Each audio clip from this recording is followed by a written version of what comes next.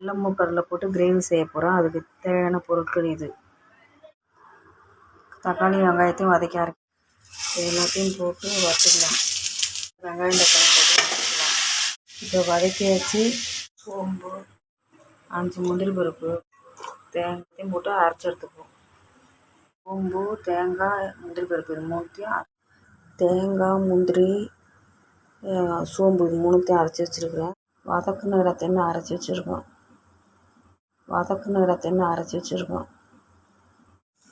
3 வெங்காயம், 2 தக்காளி அரிஞ்சு வச்சுருக்கோம். எண்ணெயை ஊற்றிக்கலாம். சோம்பு, பட்டை, ஏலக்காய், கிராம்பு இது மூணுத்தையும் போட்டுக்கலாம். போட்டுக்கலாம். உப்பு போட்டுக்கலாம். 1 ஸ்பூன் இஞ்சி பூண்டு சாந்து போட்டுக்கலாம். தக்காளி வச்சுருக்க முந்திரி, தேங்காய் இது ஆட் போட்டுக்கலாம். பவுடர் 1 ஸ்பூன் போட்டு காஷ்மீர் மிளகாய் தூள் 1/2 ஸ்பூன் போட்டுக்கலாம். இப்போ வேக வச்சுருக்க சுண்டலை போட்டுக்கலாம்.